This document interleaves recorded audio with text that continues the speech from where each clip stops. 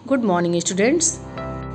आज हम पढ़ेंगे पाठ 4 वह जन्मभूमि मेरी। शब्दार्थ को मैं बता देती हूँ, इसको आप लोग नोट डाउन करते चलिए। पहला शब्दार्थ है सिंधु। सिंधु का मतलब है समुद्र, सागर। नित, नित का अर्थ है प्रतिदिन।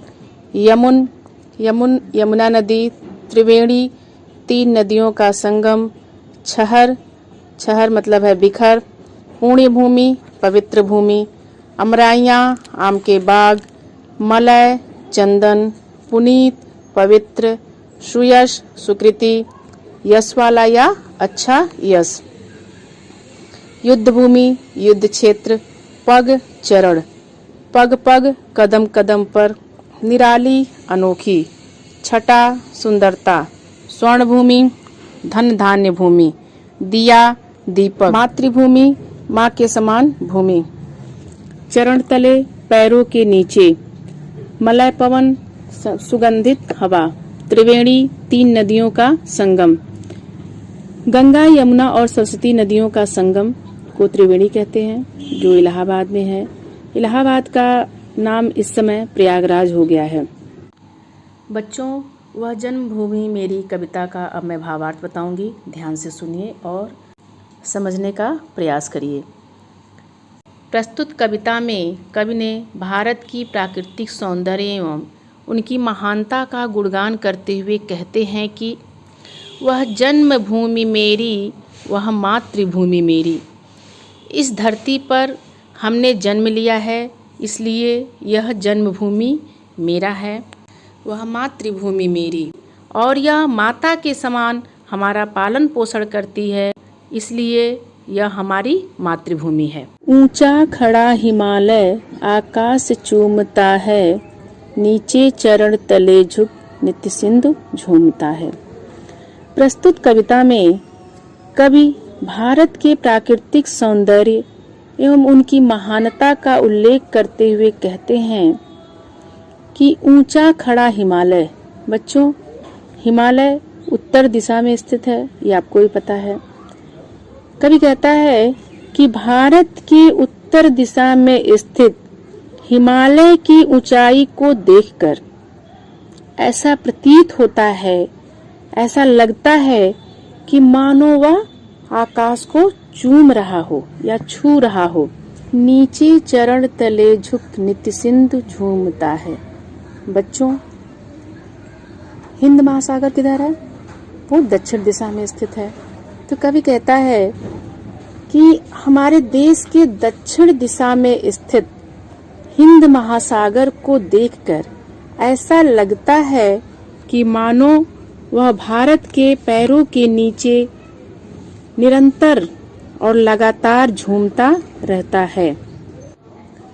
गंगा यमुन त्रिवेणी नदियां लहर रही हैं, जगमग छटा निराली पग पग छहर रही हैं।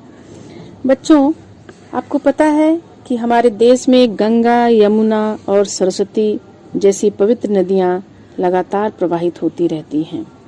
वही कह रहा है कवि कि गंगा यमुन त्रिवेणी, यानी गंगा, यमुना और त्रिवेणी नदियां लगातार बहती रहती हैं। जगमग छटा निराली और पग पग छहर रही हैं। इसमें निरंतर लहरें उठती रहती हैं और इन नदियों का सौंदर्य, जगमग छटा निराली, इन नदियों का सौंदर्य देखने योग्य होता है। वह पुण्य भूमि मेरी, वह स्वर्ण भूमि मेरी, वह जन्म भूमि मेरी, वह मातृभूमि मेरी। वह पुण्य भूमि मेरी अर्थात भारत की इन्हीं विशेषताओं के कारण भारत पुण्य भूमि कहलाता है। वह स्वर्ण भूमि मेरी अर्थात भारत की मिट्टी अत्यंत उर्वरा है, यहाँ की फसलें भी अत्यधिक मात्रा में होती हैं, अर्थात यहाँ की धरती सोना उगलती है, इसलिए इसे स्वर्ण भूमि भी कहा गया है। वह जन्मभूमि मेरी, इस पवित्र धरती पर हमने जन्म लिया है, इसलिए यह धरती हमारी जन्मभूमि भी है। वह मातृभूमि मेरी और यह धरती माता के समान हमारा पालन पोषण करती है, इसलिए यह हमारी मातृभूमि भी है। झरने अनेक झरते जिसकी पहाड़ियों में, भारत भूमि की प्राकृतिक विशेषताओं की ओर संकेत करते हुए कवि कहते हैं कि भारतवर्ष की पहाड़ियों से अनेक झरने निकलते रहते हैं। चिड़िया चहक रही हैं हो मस्त झाड़ियों में, यहाँ की झाड़ियों में चिड़ियों की चहचहाहट लगातार सुनाई पड़ती रहती है। अमराइयाँ घनी हैं कोयल पुकारती हैं। कवि आगे बताते हैं कि यहाँ जगह जगह आम के बाग हैं, जिसमें बसंत ऋतु में जब आम का बौर आता है तो कोयल की कूक सुनाई पड़ती है। बहती मलय पवन है तन मन संवारती है। मलय का अर्थ है चंदन, अर्थात चंदन के पर्वत से आती हुई हवा, मलयाचल, इसको मलयाचल भी बोलते हैं। मलयाचल पर्वत से आती हुई हवा शीतल, मंद तथा सुगंधित है। तन मन संवारती है, जो सभी के तन मन में प्रसन्नता भर देती है। वह धर्म भूमि मेरी, वह कर्म भूमि मेरी, वह जन्म भूमि मेरी, वह मातृभूमि मेरी। कवि कहता है आगे कि वह धर्म भूमि मेरी। भारत भूमि में धर्म का बोलबाला है। बच्चों, आप जानते हैं भारत एक धर्म प्रधान देश है, अर्थात यहाँ की निवासी धर्म में आस्था रखते हैं, इसलिए इस भूमि को धर्म भूमि भी कहा जाता है।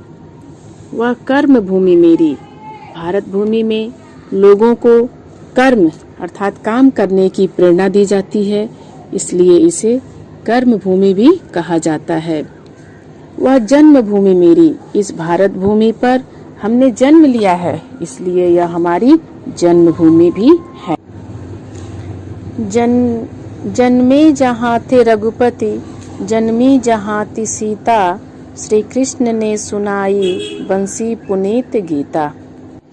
भारत भूमि की विशेषताओं का उल्लेख करते हुए कवि कहता है कि जन्मे जहाँ थे रघुपति, इसी धरती पर श्री राम ने जन्म लिया, और जन्मी जहाँ थी सीता, और इसी भूमि पर जनक नंदिनी यानी कि जनक की पुत्री सीता भी पैदा हुई थी। श्री कृष्ण ने सुनाई, यह वही भूमि है जहाँ श्री कृष्ण ने कुरुक्षेत्र के मैदान में अर्जुन को गीता का उपदेश देकर उसे युद्ध के लिए तैयार किया था। आगे कवि कहते हैं कि गौतम ने जन्म लेकर जिसका सुयश बढ़ाया, जग को दया सिखाए, जग को दिया दिखाया। गौतम ने जन्म लेकर, इस भारत की पवित्र भूमि पर गौतम बुद्ध का जन्म हुआ था, जिसका सुयश बढ़ाया, जिन्होंने अपने देश का सुयश दूर दूर तक फैलाया।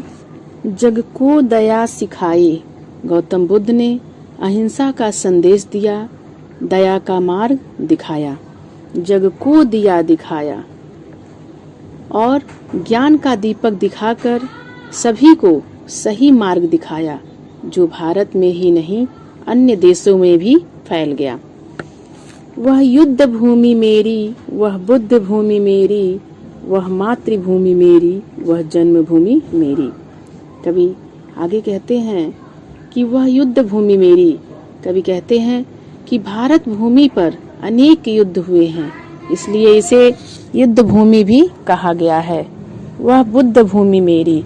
इस भारत भूमि की धरती पर गौतम बुद्ध ने जन्म लिया, जिन्होंने बौद्ध धर्म चलाया, इसलिए इसे बुद्ध भूमि भी कहा गया है। वह मातृभूमि मेरी। यह भारत भूमि हमें माँ के समान हमारा पालन पोषण करती है, इसलिए इसे मातृभूमि भी कहा गया है। वह जन्मभूमि मेरी, अर्थात इस पावन धरती पर हमारा जन्म हुआ, इसलिए इसे जन्मभूमि भी कहा गया है। बच्चों, मैं आशा करती हूँ कि वह जन्मभूमि मेरी कविता आपको अच्छे से समझ में आ गया होगा। आप इसे देखिए, समझिए। धन्यवाद।